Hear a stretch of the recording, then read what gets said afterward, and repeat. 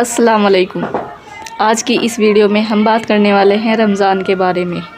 तो चलिए आप मेरे साथ डिसाइड करें कि इस रमज़ान हमें क्या करना चाहिए और कैसे करना चाहिए। वीडियो शुरू करने से पहले मेरी आपसे एक रिक्वेस्ट है, अगर आप मेरे चैनल पर नए हैं तो इस चैनल को सब्सक्राइब कर लीजिए, वीडियो को लाइक एंड शेयर करना ना भूलें। तो चलिए वीडियो शुरू करते हैं। जैसा कि इस बार रमज़ान 2 मार्च से शुरू होने वाला है, दिन बहुत ही कम रह गए हैं रमज़ान के। I am very excited for Ramzan. तो हमें रमज़ान की तैयारी अभी से शुरू कर देनी चाहिए। सबसे पहले बात कर लेते हैं कि रमज़ान से पहले क्या करना चाहिए, क्योंकि अभी रमज़ान में कुछ दिन बाकी हैं। आज से ही आप ये गोल बना लें कि मुझे दिन में कम अज़ कम 2 इस्लामिक लेक्चर ज़रूर सुनने हैं, जिससे हमें मोटिवेशन मिलेगी ताकि हम रमज़ान को अच्छे से अटेंड कर सकें। और इस्लामिक लेक्चर सुनने से हमारा इल्म बढ़ता है।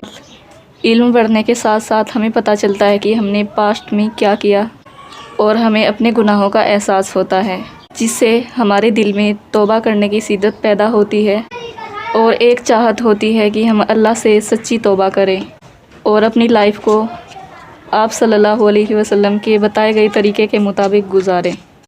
इस्लामिक लेक्चर सुनने से कॉन्फिडेंस बढ़ता है और उसके साथ साथ हमारे अंदर दुआ करने की भी शिद्दत पैदा होती है।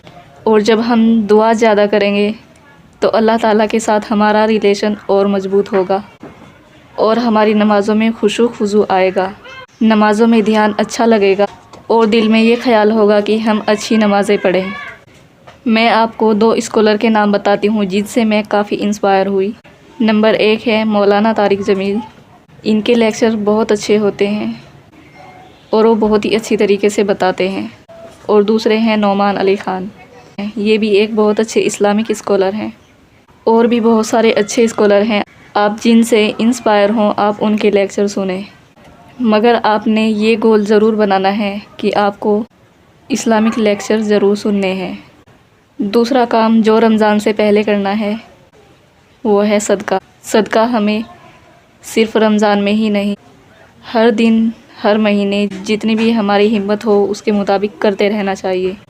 आप ज़्यादा से ज़्यादा सदका करें, इससे गुनाह माफ़ होते हैं और बीमारियों से भी शिफा मिलती है और अल्लाह की राह में ख़र्च करने से राहें आसान होती हैं। रमज़ान की जितनी भी दुआएं हैं वो सब याद करनी है, शहरी की, इफ्तारी की और तरावी की, और भी बहुत सारी दुआएं हैं जो हमें रमज़ान से पहले याद कर लेनी चाहिए।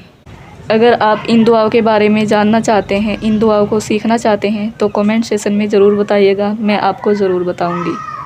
और इस बार रमज़ान के लिए ये गोल ज़रूर सेट करें कि आपने कुरान को ट्रांसलेशन के साथ ज़रूर पढ़ना है और सभी नमाज़ें वक्त पे अदा करनी है और तरावी भी ज़रूर पढ़नी है। और रमज़ान में कुरान को समझकर जितना हो सके उतना पढ़ना है और तहज्जुद की नमाज़ें भी ज़रूर पढ़नी है, क्योंकि रमज़ान का महीना रहमतों, बरकतों और नामतों का महीना है। इसीलिए तहज्जुद में ज़रूर उठें और वो सब दुआएं करें जो आप अल्लाह से मांगना चाहते हैं। और रमज़ान में दुआ ज़्यादा से ज़्यादा करें, क्योंकि रमज़ान में अल्लाह की रहमतें बरसती हैं। कौन जाने किस घड़ी में कौन सी दुआ कबूल हो जाए, और रमज़ान के महीने में दुआ रद्द नहीं होती। ये थी आज की मेरी वीडियो। कैसी लगी आपको कमेंट सेक्शन में ज़रूर बताइएगा। अगर आप रमज़ान सीरीज़, प्रॉफिट सीरीज़ और शहबाज सीरीज़ में इंटरेस्ट रखते हैं और अल्लाह के 99 नेम्स को तर्जुमे के साथ सीखना चाहते हैं तो मेरे चैनल को सब्सक्राइब कर लीजिए। मिलते हैं नेक्स्ट वीडियो में। अल्लाह हाफिज़।